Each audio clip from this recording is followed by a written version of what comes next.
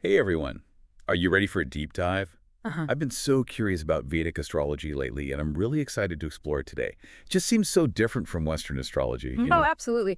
Vedic astrology is a whole other way of looking at the cosmos and how it connects to our lives. And to help us make sense of it all, we'll be using Bepin Bahari's book, Fundamentals of Vedic Astrology.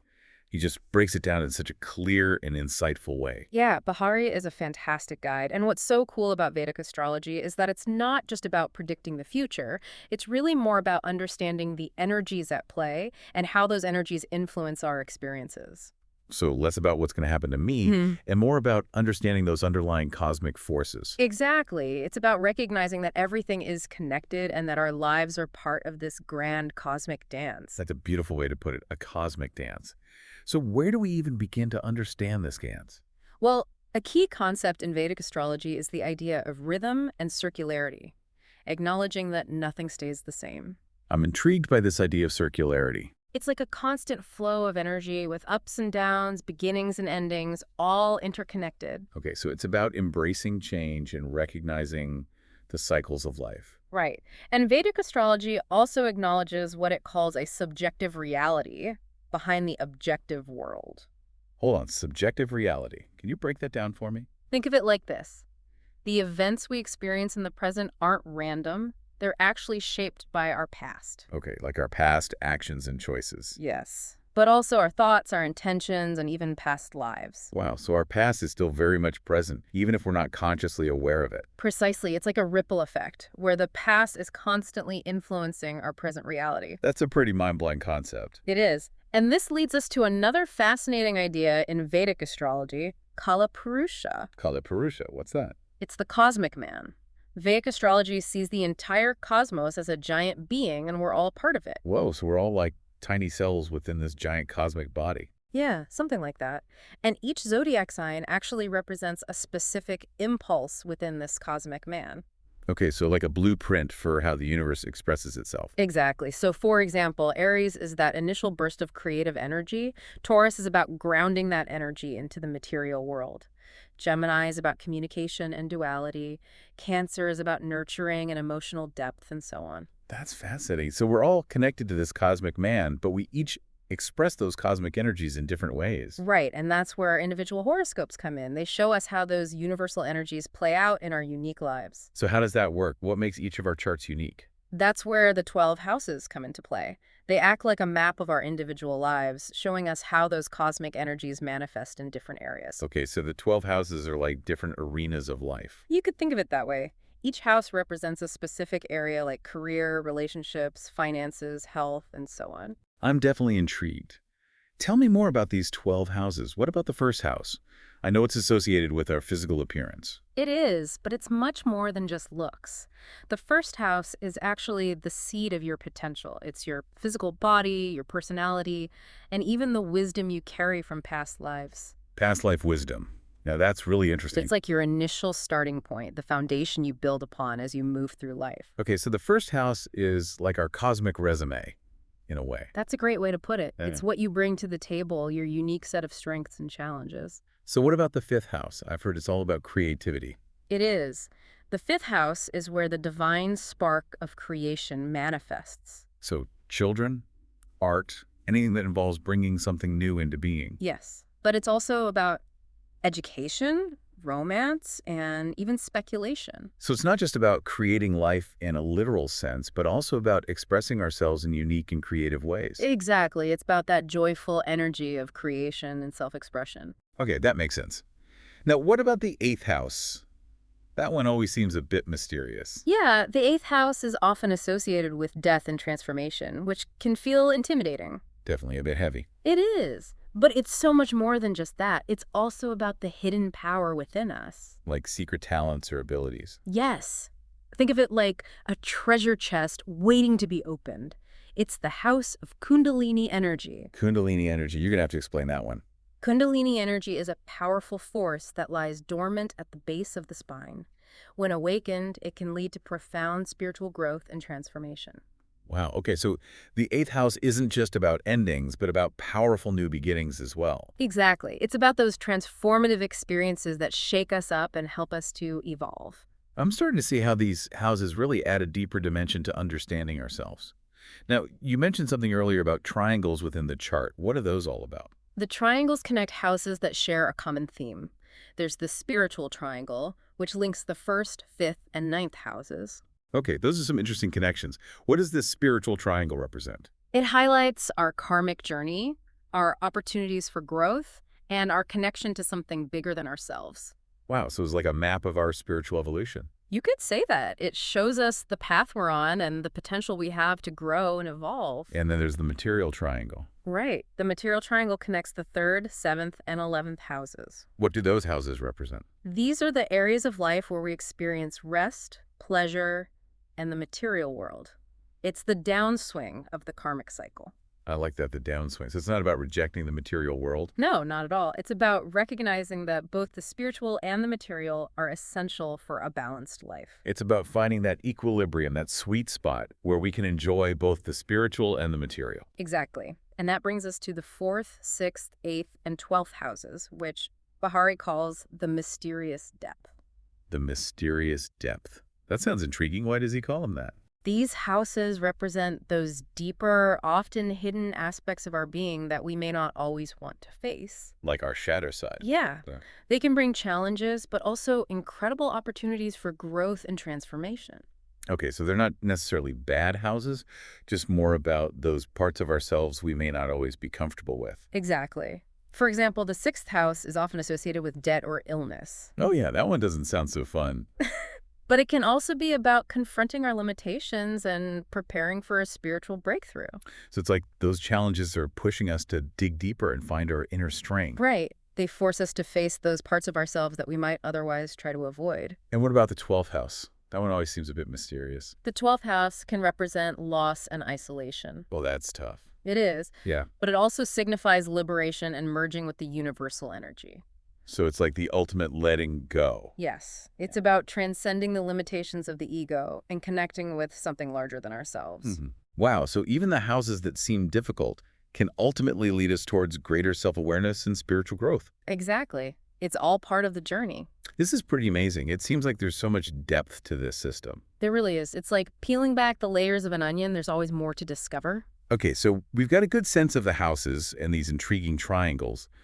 But what about the planets themselves? What role do they play in all of this? Ah, the planets. They're the real movers and shakers in Vedic astrology. I'm ready to meet these cosmic players. They each have their own unique energy and personality, and their placement within the houses can really influence how their energy plays out in our lives. It's like they're the actors on the stage set by the houses. Exactly. And just like actors, each planet has its own unique way of expressing itself. Okay, I'm definitely intrigued. Can you give me some examples? Like, what's the sun's vibe? The sun is the life giver, the source of vitality and energy.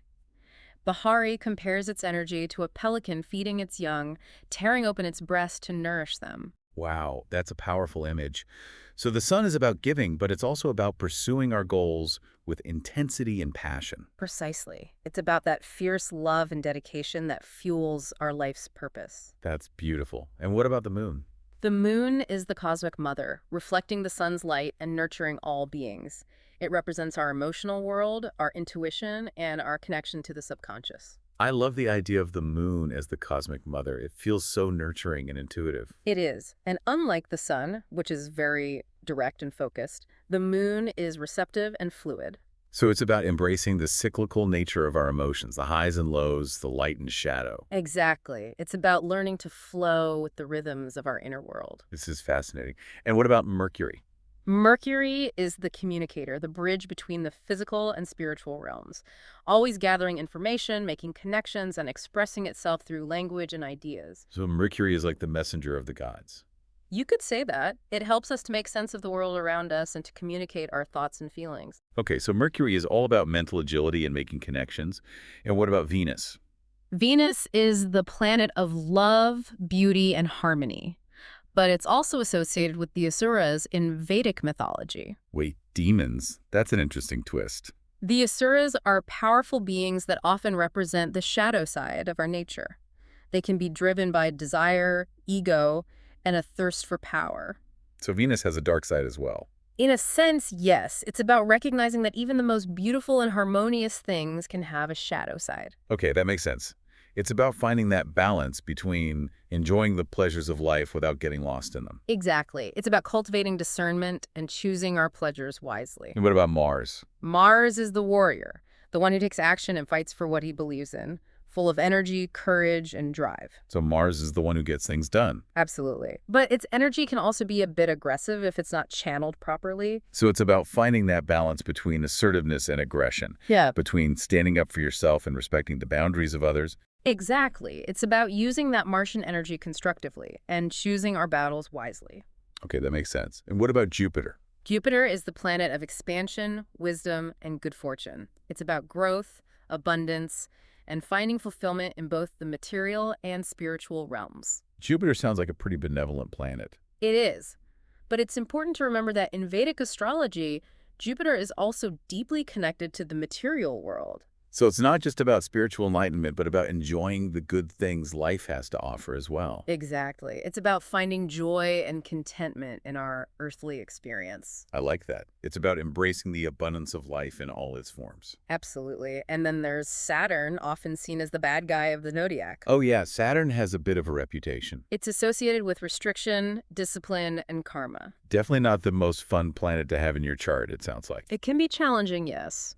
But Saturn is ultimately a teacher. So it's like that strict teacher who pushes us to be our best, even if we don't always appreciate it at the time. Exactly. It's about facing our limitations, taking responsibility for our actions, and developing inner strength. So Saturn's lessons are tough, but ultimately lead to growth and maturity. Precisely. And then there are the nodes of the moon, Rahu, and Ketu.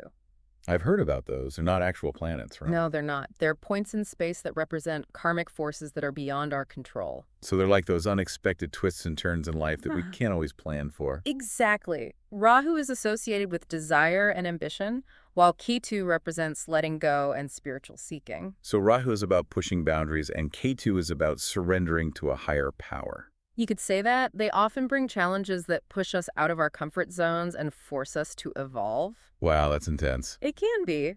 But ultimately, their purpose is to help us learn and grow. It's incredible how each planet brings its own unique energy to the table. It is. And understanding these energies can help us to understand ourselves better. Absolutely. So we've talked about the houses as the stage, the planets as the actors. But how do we know how strong or weak these planets are in our individual charts? That's where things get really personal and insightful. We have to look at the signs the planets are in, the houses they occupy, and how they interact with each other. Okay, so it's like putting all the pieces of the puzzle together to see the bigger picture. Exactly. And that's what we'll be exploring next time, how all of these elements come together in a birth chart. I can't wait. This has started blowing my mind. You're right. Understanding how these planets are expressing themselves in our own charts is what really brings Vedic astrology to life. But before we get into that, I'm curious about the zodiac signs themselves. We've talked about them in a general sense, but what are some of their specific qualities? Each sign embodies specific impulses of the cosmic man. They're like archetypes, each representing a different stage of the soul's journey. Okay, I like that. Archetypes. For instance, Aries, the first sign, signifies that unborn potential bursting forth.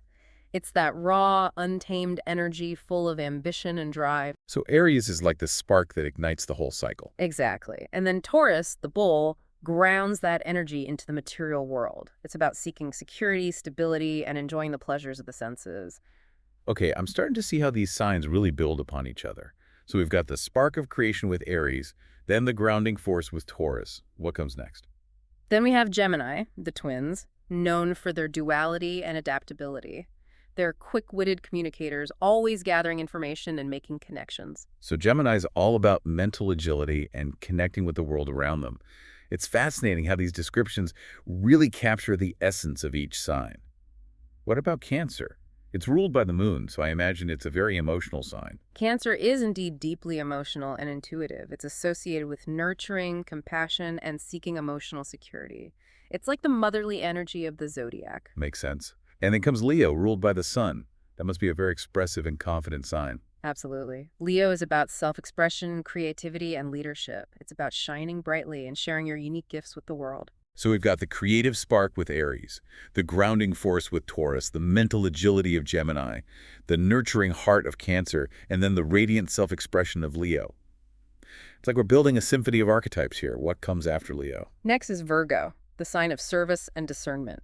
It's about paying attention to details, striving for perfection, and using your skills to help others. Virgo is definitely the meticulous one, always analyzing and improving things. Mm. And then comes Libra, the sign of balance and harmony. Libra is all about relationships, diplomacy, and finding beauty and fairness in the world. It's about creating harmony and balance in all areas of life. So Libra is like the peacemaker, always striving to create equilibrium. Now what about Scorpio? It has a reputation for being intense and mysterious. Scorpio is indeed a very intense and transformative sign. It's associated with the depths of the psyche, with facing our shadow selves, and ultimately with experiencing profound transformation. Okay, Scorpio is definitely the one who dives deep and isn't afraid to confront the darkness. What about Sagittarius? Sagittarius is the seeker of truth and wisdom. It's adventurous, philosophical, and always looking to expand its horizons. So Sagittarius is like the explorer of the zodiac, always on a quest for knowledge and meaning. What about Capricorn? Capricorn is ambitious, disciplined, and driven to achieve its goals. It's associated with hard work, responsibility, and building structures that stand the test of time. Capricorn is definitely the builder, the one who creates a solid foundation for success. What about Aquarius? Aquarius is the humanitarian, the innovator, and the rebel. It's unconventional, independent, and always looking to create positive change in the world. So Aquarius is like the visionary, the one who sees things differently and isn't afraid to challenge the status quo. And last but not least, we have Pisces. Pisces is the dreamer, the mystic, and the artist. It's deeply intuitive, compassionate, and connected to the spiritual realms. Wow, what an incredible journey through the zodiac signs. It's amazing how each one brings its own unique flavor to the cosmic mix. It is, and understanding these archetypes can help us to understand the different facets of our own personalities and the roles we play in the grand scheme of things. Absolutely. Now, we've been focusing on the zodiac signs as a whole, but I've also heard about these smaller divisions within the signs called nakshatras. What can you tell me about those? The nakshatras are like the microcosm within the macrocosm. They add another layer of depth to our understanding of Vedic astrology. Oh, wow, even more depth. Instead of 12 signs, we have 27 nakshatras, 27. each with its own unique symbolism and energy. Okay, so it's like each sign is a country, and the nakshatras are the different cities within that country, each with its own unique flavor and vibe. That's a great way to put it. For example, the first nakshatra, Ashwini, is associated with new beginnings, healing, and a youthful, dynamic energy. It's ruled by the Ashwini Kumaras, the divine healers in Vedic mythology. So if someone has a planet in Ashwini, they might be drawn to healing professions Mhm. or have a natural ability to bring new things into being. Exactly. And then there's Parani, the second nakshatra, which is associated with the goddess Kali. Oh, wow. It's a nakshatra of intense transformation, destruction, and rebirth. Karani sounds intense. What kind of energy does it bring to the table? Parani is about confronting our shadow selves, letting go of the old and emerging stronger and more authentic. It's like the phoenix rising from the ashes. Okay, I can see how that would be a powerful energy to work with. What about Rohini, the third nakshatra? It's ruled by the moon, so I imagine it has a nurturing quality. You're right, Rohini is associated with growth, nourishment, and abundance. It's connected to the energy of fertility, creativity, and sensuality. So Rohini is like the fertile ground from which new life springs forth. It's amazing how each of these nakshatras adds a new dimension to our understanding of the zodiac. What are some other notable nakshatras you find interesting? Well, there's Ardra, the sixth nakshatra, which is associated with the storm god Rudra. It's a nakshatra of upheaval and purification, but ultimately it leads to enlightenment. So Ardra is like the storm that clears the way for new growth. Exactly. And then there's Pusha, the eighth nakshatra, which is considered very auspicious. It symbolizes inner peace, stability, and nourishment. It's about finding that sense of groundedness and contentment within yourself. Pusha sounds lovely, like a calm oasis amidst the storms of life. It is. And then there's Magha, the 10th nakshatra, which is associated with royalty, power, and leadership. It's about stepping into your dharma, your purpose in life, and leading with strength and integrity. Okay, so Magha is about taking the reins and fulfilling your destiny. It's fascinating how these nakshatras can give us such specific insights into our personalities and potential. They really do, and there are so many more, each with its own unique symbolism and energy. But I think we've covered some of the key ones that give you a good sense of how they work. Absolutely. Now, I'm starting to get a feel for the houses, the signs of these fascinating nakshatras. But I know the planets are really the main characters in all of this. Can we talk about how their energies play out in our charts? Definitely. Each planet brings its own unique flavor to the cosmic mix, and understanding their personalities is key to understanding how they influence our lives. I'm ready to meet these cosmic characters. Let's start with the sun. What's its vibe? The sun is the life giver, the source of our vitality and purpose. Bahari says it works from the center of one's being and guides us toward our highest potential. So the sun is like our core, our driving force. What else can you tell me about its energy? Remember that analogy of the pelican feeding its young? That really captures the essence of the sun's energy. It's about self-sacrifice, giving of yourself fully to nourish and sustain life. Wow, that's powerful. So the sun's energy is about giving, but it's also about pursuing our goals with intensity and passion. Exactly. Now, the moon is a very different energy. It's the cosmic mother, reflecting the sun's light and nurturing all beings. It represents our emotional world, our intuition, and our connection to the subconscious. I love that imagery of the moon as the cosmic mother. It feels so gentle and intuitive. How does this energy differ from the sun's? Unlike the sun, which is very direct and focused, the moon is receptive and fluid. Its energy is constantly changing, like the ebb and flow of the tides. So it's about embracing the cyclical nature of our emotions, the highs and lows, the light and shadow. Exactly. Now, Mercury is a very different energy altogether. It's the communicator, the messenger, the bridge between the physical and spiritual realms. Mercury is always on the go, gathering information and making connections. What else can you tell me about its energy? Mercury is all about mental agility, adaptability, and expressing ourselves through language and ideas. It helps us to make sense of the world around us and to communicate our thoughts and feelings. So Mercury is like the translator, helping us to understand and navigate the world around us. Yes. And then we have Venus, the planet of love, beauty, and harmony. It's about finding pleasure in life, connecting with others, and creating beauty in the world. Venus is definitely the romantic of the zodiac. But I remember you mentioned its connection to the Asuras as well. Can you elaborate on that a bit more? The Asuras, in Vedic mythology, are powerful beings who often represent the shadow side of our nature. They can be driven by desire, ego, and a thirst for power. Venus's association with them reminds us that even beauty and love can have a darker side. So it's about finding that balance between enjoying the pleasures of life without getting lost in them. Precisely. Now, Mars is the warrior, the one who takes action and fights for what he believes in. It's the planet of courage, assertiveness, and drive. Mars is definitely the one who gets things done, but I imagine its energy can also be a bit aggressive if it's not channeled properly. You're right, Mars's energy can be very intense and forceful, so it's important to learn how to use it wisely.